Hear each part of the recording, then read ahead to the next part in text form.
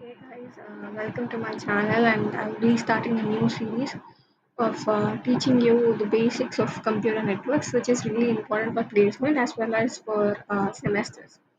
So the thing is, I'll be referring the free resources in GFG articles, so which you can get from my description. So uh, even you can yourself type in Chrome like GFG plus placements. If you type like this, a link will be opening, and you can go for computer science and programming, and from that you can click computer networks, where you will get these things. Okay, I will be starting my first video of basics of computer networks, which I have already opened, and I will be just closing these tabs. So, yeah. What does this actually mean? Is networking very important for any kind of system? Yes, of course, because networking is where the, the connection between the computers and the communication between the computers is actually going to happen. So, the definition also says that the computer network is a collection of interconnected devices, which means you have one or more devices connected through links or signals, okay, that share resources and information. These devices can include computers, servers, printers, and other hardware. This example holds in your college labs, and also you can see it in your labs, like the connectivity between the server and your computers.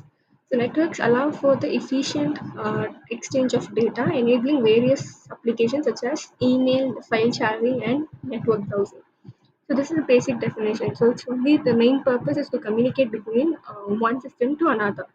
What is this computer networks actually? The terminology is going to be network. What does a network mean? It's a collection of computers and devices that are connected together to enable communication and data exchange. The same thing is going with here. Next is nodes. What does this nodes mean? Nodes is nothing but the systems what you're working in. So if one system is communicating with another system, system A and system B are nodes. So nodes are the devices that are connected to a network. This can include computer servers, uh, printers, routers, switches, and others.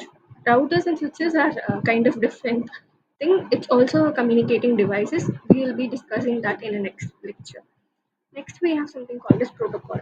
What is this protocol? Protocol is nothing but the rules and regulations that you need to follow for communicating between these devices. It's like a standard thing that you should follow. So the same thing has been given, a set of rules and standards that govern how data is transmitted over a network. For example, TCP/IP, it's a protocol again, TCP/IP and HTTP and FTP. FTP is file transferring, so that we will be discussing in later sections. Next, we have something called as topology. So, what does this topology actually mean? Is network topologies refers to physical and logical arrangement of nodes. What does it mean actually? Topology is nothing but the structuring of your nodes and servers, or what in which way the systems are connected. So it's like a structure. Like your semantics and syntactic analysis. It's the same like that. The common network topologies include bus, star, ring, mesh, and the structuring. So you have these structuring like bus topology, star topology, and ring topologies. This we will discuss in the later section. Next, something called as server providers networks. What this means? So providers are usually like your cloud servers. How you provide your networks resources, free, servers, virtual servers, etc. The same thing goes here. These type of networks gives permission to take network capacity and functionality on lease from the provider. It's like yeah, the same thing. From your if suppose you're taking Google Cloud or something, you're gonna use free virtual machines on pay as you go format, right? So same you are getting the usage from your providers. So same way networks also have some providers. Next, we have IP address, which is the key thing for any device to communicate. An IP address is a unique numerical identifier that is assigned to every device on a network. IP addresses are used to identify devices and enable communication between them. It's just a unique thing, like giving names for DNS systems. like that.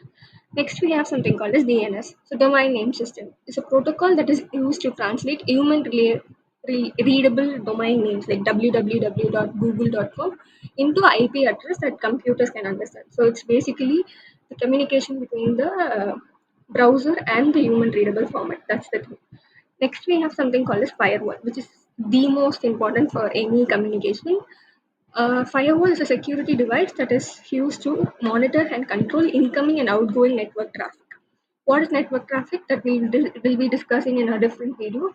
So, firewalls are used to protect networks from unauthorized access and other security threats. So, it ensures your security, like the unauthorized users are not being used to some specific websites. It's like government websites you can't use, the individuals can't use, right? So, it's like that.